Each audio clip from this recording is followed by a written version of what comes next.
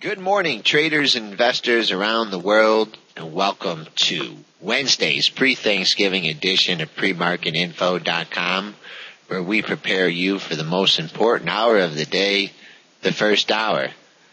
Dennis is a little tied up in the trade cave here, so I'm going solo on the show today. A little bit shorter, but still hope to get you guys some good information. The S&Ps are currently trading down $10 at 1172.50. Had a Globex high early in the session at 1185. If that holds as the high of the day, we have a downside target of 1156.75, which would coincide nicely with our October 10th low of 1156.50. Globex low currently stands at 1166.75. Really no relevant numbers in that area. If that holds as the low of the day, we have an upside target of 1195. In order to turn things around here in the pre-market, we need to get above the 1176 quarter level. Above that level, I'm sure we'll run into the resistance at the old double bottom there at 1179 and a quarter and 1180.50. Moving on to the Big Ten, Apple Computer had a little bit of a recovery rally yesterday, unable to get to that level, 378.51, which was at a key level we'll be looking at over the long term. That was the price of the day that Stephen Jobs died. Made a high at 377.93, settled back and closed at 376.51. Currently trading in the pre-market at 373.05. Look for a test of Tuesday's low here if this downward momentum carries at 370.94. Of course, you have Monday's close under that at 369.01, and then Monday's low at 365.91. Moving on to the Big Ten, moving on to our first oil company here, Exxon Mobil, double top in the stock at 77.10 to 33. Doesn't look like that's going to come into play here, at least early in the session. Currently trading below Monday and Tuesday's low, 75.88 and 76.06. So that whole area will be resistance, real good resistance now with Exxon Mobil trading down 93 cents. Below that 75.88 level, we're at 75.10 in the pre-market. Major supports coming in at 74.65, which was our low on October 10th. Moving on to our second component, IBM, finding some real good support here at the psychological 180 level. That was Monday's low, Tuesday's low at 180.29. That should be good support. If we take that out, I'd be looking for this October 26th low at 179.03. Similarly, coming back on the upside, you had two closes in this stock, 181.38 and 181.48. So that should act as resistance at least the first time up. Microsoft Computer never had a chance to rally at all yesterday. In fact, couldn't even get above Monday's low, which was 25, making a high at 24.96.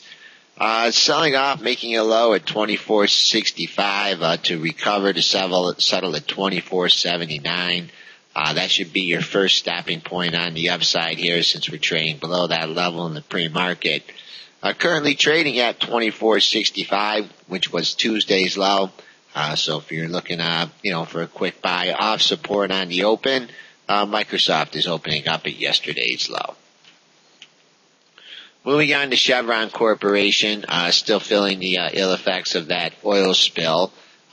Made a low yesterday in 95 even, currently trading 20 cents above there in the pre-market. Below that level, below Tuesday's low at 95, we have Monday's low at 94.45. The close, 96.42, should act as resistance here the first time up. Above that level, things kind of open up until Tuesday's high, 97.25. We do have a gap to fill here between 97.25 and 97.81, which was Friday's low and close. Moving on to our next component, J&J, currently trading below the double bottom here at 62.70 to 62.88, which was Monday and Tuesday's lows. That should act as resistance here, as well as the close at 62.90. Monday and Tuesday's highs are matching at 63.20 to 63.34. So with the stock trading now at 62.50, that should be real good resistance. Moving on to Procter & Gamble, a similar technical formation to the J&J as the defensive stocks usually do. Double bottom here is 61.45 to 61.49. Monday and Tuesday's lows, currently trading there in the pre-market. So there's another stock that you'd like to try and pick up for the Turkey Day rally. You are opening into support. Minor resistance at 61.69, which was the close. Things open up there until Tuesday's high at 62.25. Moving on to our next component, another defensive stock, AT&T, continues its soft slide here. Wasn't quite able to get to Monday's high at 28.49, stopping just shy of that at 28.43. Tested at psychological $28 level, but the real support stands at the October 5th and 6th lows at 27.90 to 27.94. Below that, you have the October 4th low at 27.55. That 28.08 close should act as resistance as well. Moving on to our next component, General Electric, once again was unable to get to Monday's high. Tuesday's high at 15.29, it was just above Monday's low and close. GE settled right on its low, 14.99 close with a 14.98 low.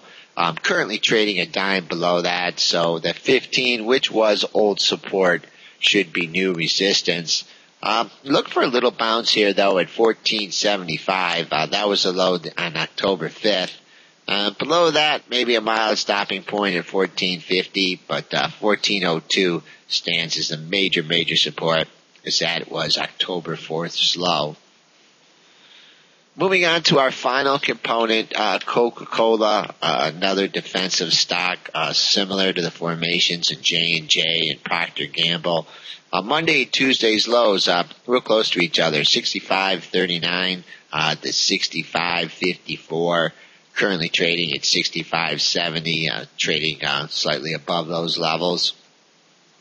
Kind of a double close area. 65.97 was Monday's close. 65.95 was Monday's close. 65.97 was yesterday's close. So expect some resistance at that level, as well as at Tuesday's high here, 66.36. Should be a good number on the upside. SPU just meandering here between the 1172 and the 1175 level here 10 minutes before the market opens. Really need to get up and clear this 1176.5 area in order to mount a rally to test yesterday's low as well as the close. Well, that's our abbreviated show for today, folks. Sorry, a little bit late getting this up today due to some technical difficulties. If you have any questions or like to send an email regarding any of the stocks that we cover or the S&P futures, please email us at info@premarketinfo.com. Have a good day and don't eat too much tomorrow.